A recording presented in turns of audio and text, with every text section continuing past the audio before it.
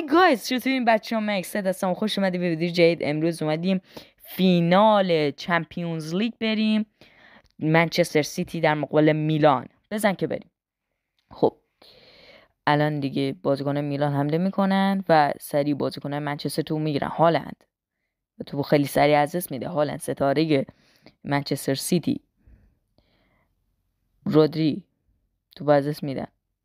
دوباره رودری، دی بروینه، هالند پاس میده اونور. گریلیش خود گریلیش، جک گریلیش و شوتی که خیلی دیر زده شد. زودتر زده میشد شاید گل میشد. فودن و دوباره دفاع. گریلیش نه گریلیش نبود، بگم گریلیشه. کاپیتان تیم منچستر سیتی بود، اسمش نمیدونم، دوغان یه همچی اسمایی داره. اینا گفتم که کاپیتانشه.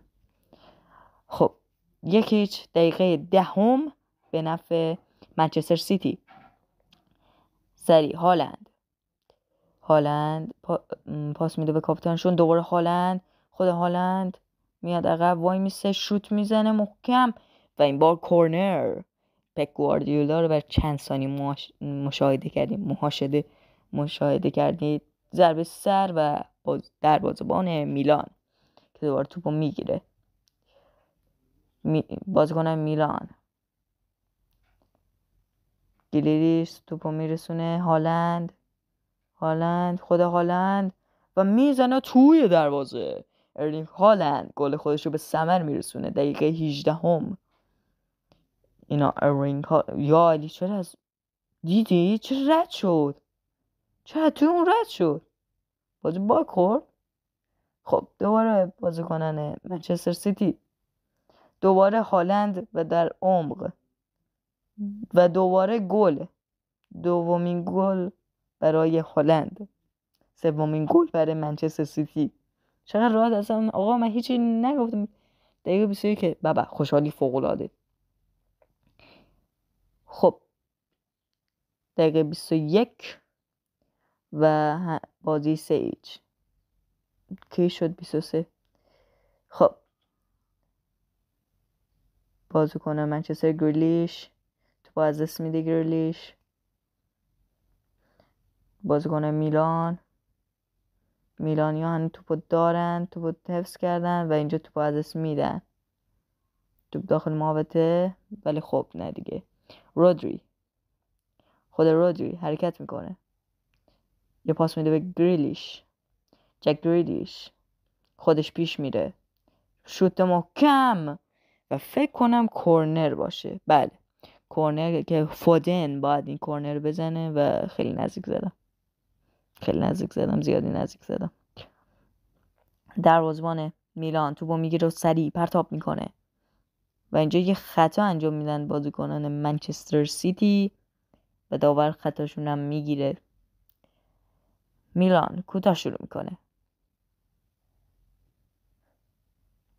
منچستر ضد حمله فوق العاده. خود هالند پاس میده و توی دروازه قرار میگیره توپ. فکر کنم دوباره کاپیتانشونه. آره الان کاپیتانشون با هالند جفت دبل کردن. عالی. خب بازیکنان میلان ولی خب دیگه نه، از دست دادن. همین بازیکنان میلان دیگه بازیکنان منچستر سیتی.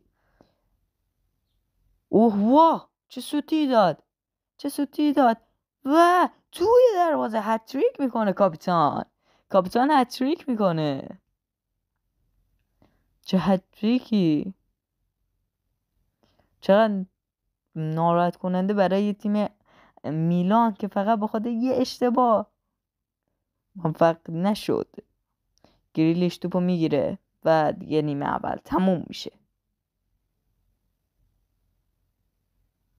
خب با نیمه دوم برمیگردیم. فودن تو از دست میده. فودن جای تکل خیلی محکم که داور فقط هشدار میده. بازیکنان میلان که توپو از دست میدن دیگه، اصلا اسمشون نمیگم بخاطر اینکه سریع توپو از دست میدن. فودن سریع اومد مثلا راه بره یه خورده بدو چربیاشو بسوزونه، همون موفقا میزه بود براش. فودن همچین داخل این بازی ندرخشید که من انتظار داشتم. اوه سریع گفتیم حالا فودن، خود فودن به بچه خوشگل اینو گل کنه عالیه. خاک تو سرش نتونست. خب حالا ارسال فودن، نه خدای فودن بازیکن خوبیه. حالا هالند چه سوتی، دوباره فکر کنم همون بازیکن بود داشت سوتی میداد. نه دیگه این بار بازیکن منچستر سیتی سوتی داد. گریلیش، هنوز گریلیش، یکی دو پا این بر دو پا اون بر دو پا. حالا یه خورده واسه خودش جنگولک بازی در میاره با توپ، ضربه سر، دور کاپیتان دی بروینه یه توپ میزنه قشنگ خوشگل. دیگه الان حداقل 3 تا بازیکن از 6 تا گل 3 تا بازیکن گل زدن. خوبه. هتریک کاپیتان، یه دونه دی بروینه و یه دونه هم دو تا هم هالند. دی بروینه دوباره خود دی بروینه، هالند فکر کنم آفساید باشه، نه آفساید نیست. خب بازیکنان میلان توپو در دست دارند و دارند پیش میره. جواد خیابانی باشه با سوتی‌های زیباش. دور کاپیتان میبینیم میتونه 4 میبزنه، نه خاک تو سرش، تو از دست میده. آفرین بهش. گریلیش